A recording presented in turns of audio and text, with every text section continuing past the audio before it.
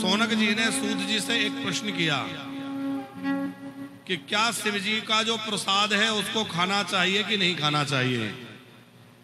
भोले बाबा को जो भोग लग जाए तो खाना चाहिए वो प्रसाद के नहीं खाना चाहिए। अच्छा आप लोग बताओ खाना चाहिए कि नहीं? नहीं। अब इसका समाधान शिव महापुराण के अनुसार समझ लीजिए। सूत जी महाराज कह रहे हैं कि दृष्टवापि शिव नैवेद्यम यान्ति पापानि दूरता भुक्ते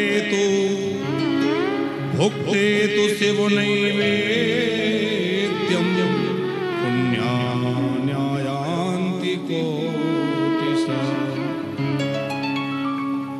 भगवान शंकर का जो नैवेद्य अथवा प्रसाद है उसको देखने मात्र से ही जन्म जन्मांतर के पाप नष्ट हो जाते हैं। इतनी विशेष महिमा भगवान शंकर के प्रसाद की है। भोले बाबा का प्रसाद अवश्य खाना चाहिए, लेकिन सब शिवलिंगों पर चढ़ा हुआ प्रसाद नहीं खाना चाहिए। वो समझने जैसी बात है। शिव जी के प्रसाद को नहीं खाने की बात क्यों आई? अरे शिव जी का प्रसाद तो परम पावन है, पाप नष्ट करने वाला है, अत्यंत दिव्य है, तो नहीं खाने वाली बात समाज में क्यों प्रसिद्ध है? उसका कारण यह है कि शंकर जी के एक गण है जिनका नाम है चंड। भगवान शंकर की तपस्या करके उन्होंने शिव जी को प्रसन्न किया। तो शिव जी ने कहा मांगो, तो इन्होंने मांगा कि आपका जो प्रसाद है उस पर मेरा अधिकार रहे। तो भोले बाबा ने कहा कि वरदान तुमने जो मांगा है थोड़ा गड़बड़ मांग लिया, क्योंकि मेरे प्रसाद को तो हर कोई चाहता है। ऋषि मुनि सिद्ध भक्त सब मेरे प्रसाद की लालसा करते हैं, और अकेले तुम ही खाने लगोगे तो बाकी लोगों का क्या होगा? तो भोले बाबा ने कहा कि तुम्हें मेरे प्रसाद का अधिकार तो रहेगा, पर समस्त शिवलिंगों का अधिकार नहीं रहेगा। इसमें बहुत ध्यान से समझने जैसी बातें हैं। पहली बात तो यह है कि जो शिवलिंग को स्पर्श हो जाता है वो चंड के अधिकार में चला जाता है, और जो दूर से शिव जी को भोग लगाया जाता है।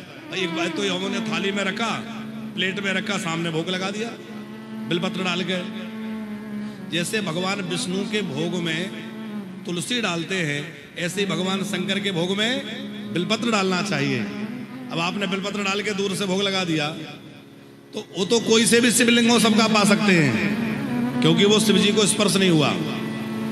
पर यदि शिवलिंग को स्पर्श हो गया तो फिर वो चंड देवता के अधिकार में चला गया, तो फिर वो ग्रहण नहीं करना चाहिए, वो चंड का अधिकार हो गया। लेकिन उसमें भी जो ज्योतिर्लिंग हैं उनका प्रसाद जो है उस पर चंड का अधिकार नहीं है। ज्योतिर्लिंग का प्रसाद खा सकते हैं। जो बाणलिंग हैं, बाणलिंग कहते हैं नर्मदेश्वर शिवलिंग को, तो नर्मदेश्वर शिवलिंग अथवा बाणलिंग का प्रसाद भी भक्षण कर सकते हैं, करना चाहिए। जो स्वयं अपने आप प्रकट हुए हों, ऐसे स्वयंभू शिवलिंग हों, अपने आप कहीं प्रकट होते हैं, ऐसे बहुत शिवलिंग है कई जगह, तो स्वयंभू शिवलिंग का भी प्रसाद ग्रहण कर सकते हैं, उस पर चंड का अधिकार नहीं है। देवताओं के द्वारा प्रतिष्ठित कोई अति प्राचीन शिवलिंग हो, उनका भी प्रसाद ग्रहण कर सकते हैं। तो बात समझ में आई? अब आप कहेंगे सब तो आ गए, पर और बचा क्या? बचा वो जो मूर्तिकार ने उनको छेनी हथौड़ी से या मशीन से शिवलिंग जैसा स्वरूप देके बिठाया, तो उनका स्पर्श किया हुआ जो प्रसाद है वह चंड के अधिकार में आ जाता है, इसलिए वो नहीं खाना चाहिए। उनको बोलते टंक महादेव, टाँक करके बनाया गया ना, तो टाँक करके जो बनाए गए वो कहलाते हैं टंक महादेव। छेनी हथौड़े से काट के उन पर चंड का अधिकार है, इसलिए उनके स्पर्श किया हुआ